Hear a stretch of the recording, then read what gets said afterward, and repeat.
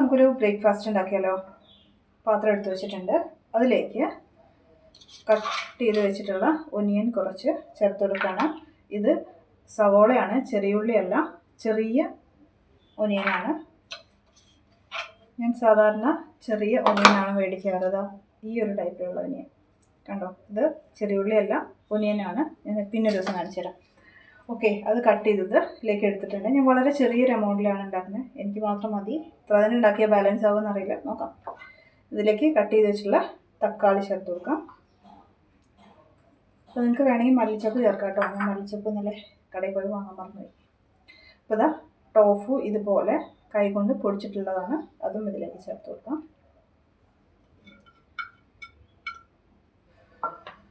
ഇനി നമുക്ക് കുറച്ച് ടേസ്റ്റിന് വേണ്ടി കുറച്ച് കുരുമുളക് പൊടി, അതും ചെറിയൊരളവിൽ ചേർക്കുന്നത്. അതുപോലെ തന്നെ കുറച്ച് ഗരം മസാല,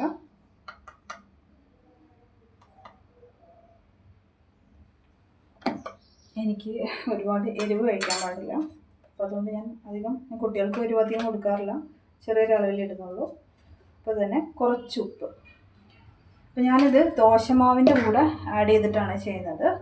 പിന്നെ കഴിഞ്ഞ ദിവസം ഞാനൊരു വീഡിയോ അപ്ലോഡ് ചെയ്തിട്ടുണ്ടായിരുന്നു എങ്ങനെ ദോശമാവ് അരയ്ക്കുന്നതെന്ന്. ആ മാവാണ്. സാധാരണ ഞങ്ങളിവിടെ ബ്രേക്ക്ഫാസ്റ്റിന് ദോശയോ അങ്ങനെയൊന്നും കഴിക്കാറില്ല, വളരെ കുറവാണ്. അപ്പോൾ അതുകൊണ്ട് മാവ് സ്റ്റോക്ക് ഉണ്ടാവാറില്ല.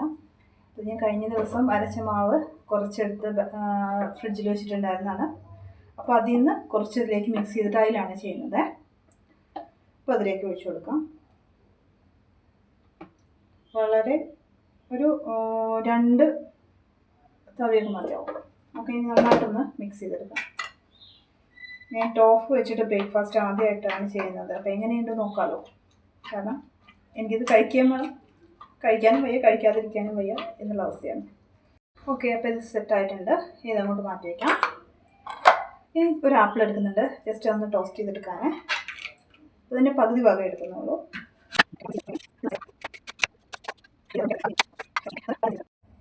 അപ്പോൾ ആ പാൻ വെച്ചിട്ട് ചൂടായിട്ടുണ്ട്. അതിലേക്ക് കുറച്ച് ബട്ടർ ചേർത്ത് കൊടുക്കാം.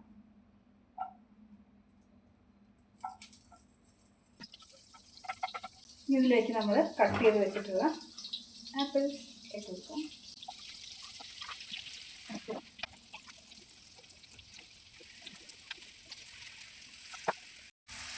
അപ്പോൾ നമ്മുടെ ആപ്പിൾ നന്നായി ടോസ്റ്റ് ആയിട്ടുണ്ട്. ഒരുപാടൊന്നും ആവണ്ട, ജസ്റ്റ് ഒന്നായാൽ മതി. ഞാൻ കോട്ടത്തിലേക്ക് ആക്കട്ടെ.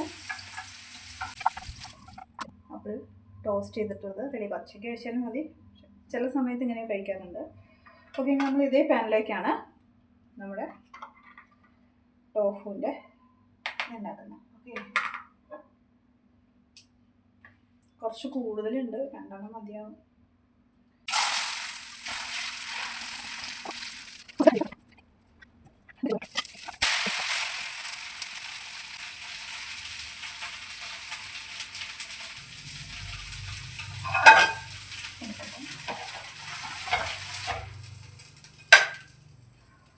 വാവ്,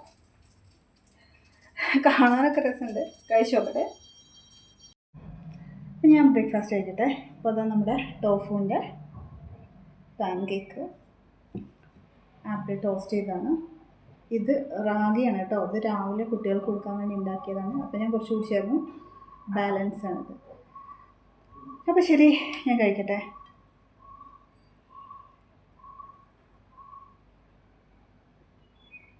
സൂപ്പറാണ് കേട്ടോ,